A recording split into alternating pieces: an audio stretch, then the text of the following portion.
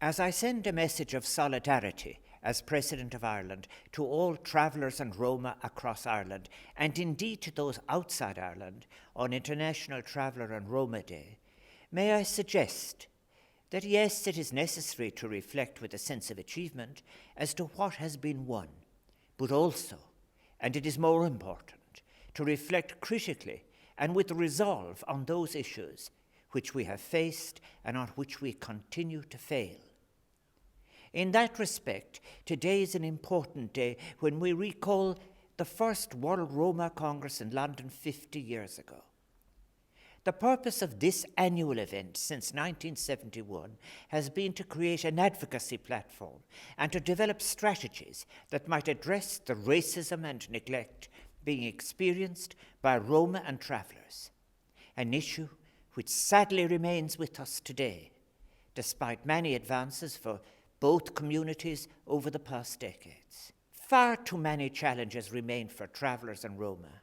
The bitter fruits of a failure of state policy are manifold where it existed.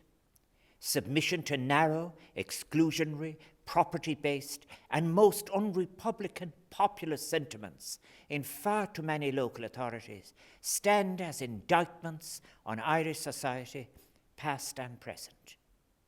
Our failure for so long to address with compassion and understanding the needs of the travelling community has, of course, been recognised recently as a failure to meet our obligations, including those under the European Social Charter. The statistics are appalling in terms of what has persisted as exclusion. Today, only 14% of traveller women have completed secondary education, compared to 83% in the general population. Some 60% of traveller men have not progressed beyond primary level in education.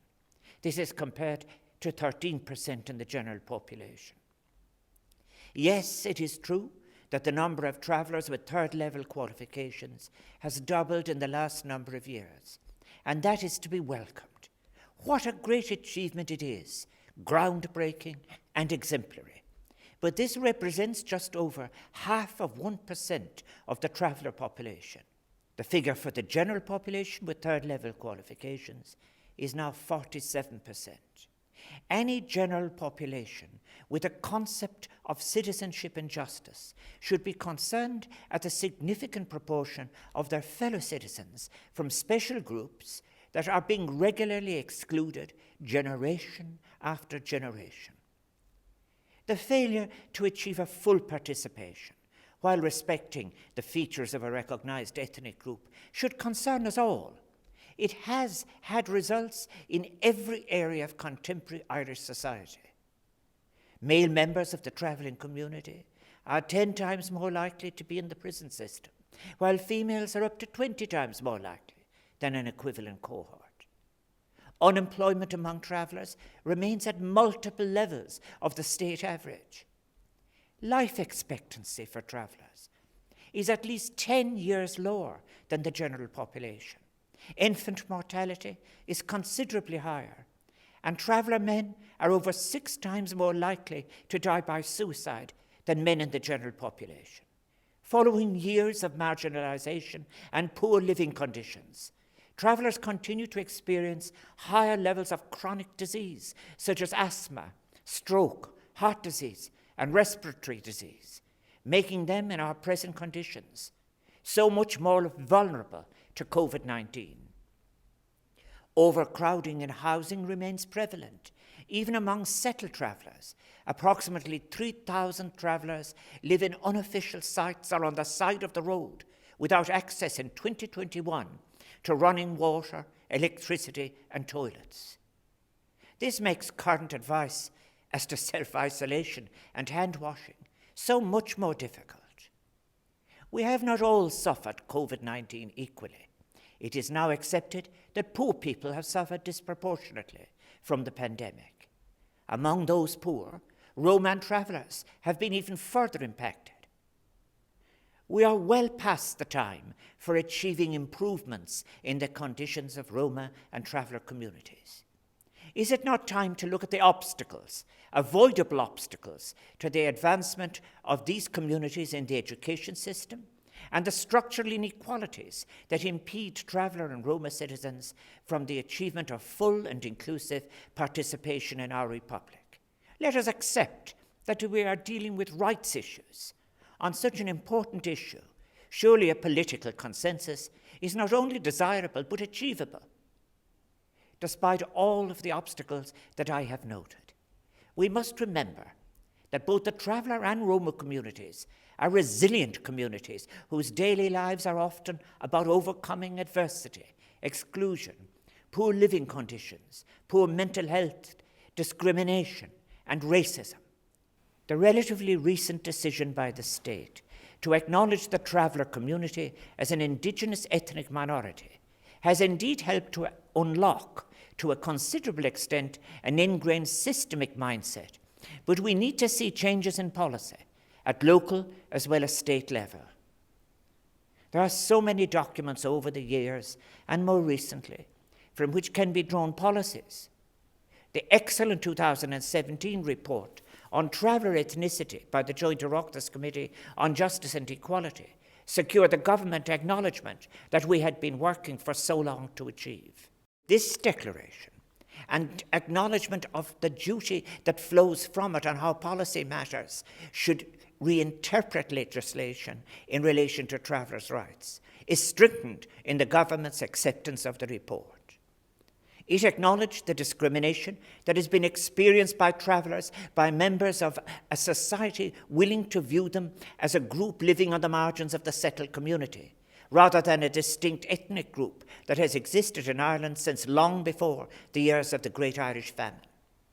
During this global health emergency, where we all have been asked to make changes to protect our communities, we must take the opportunity to celebrate our shared humanity, be it close to us or far from us in distance. In this regard, I encourage all travellers and members of the Roma community to ensure they avail of the COVID vaccination as it is offered to them.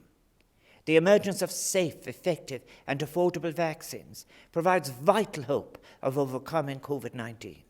The pandemic has reminded us all of the extent to which our lives on this, our shared planet, are intertwined, having illustrated how we need to work together to face global challenges that threaten our very existence.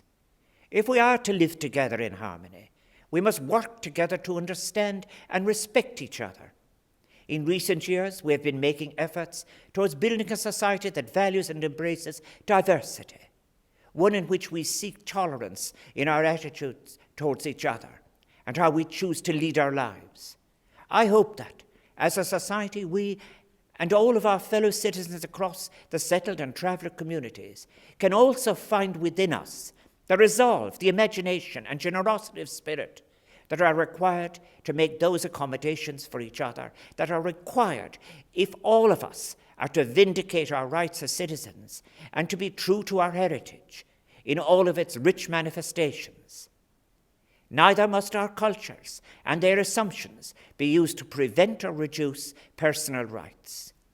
So today, as we celebrate the unique culture of the traveller and Roma communities and the role that culture has played in the shared memory of a nation, we remind ourselves especially of the vital role that travellers have traditionally played and continue to play in our society, and of the positive contribution their culture has made over centuries to Irish society in music, song, crafts, and all areas of culture.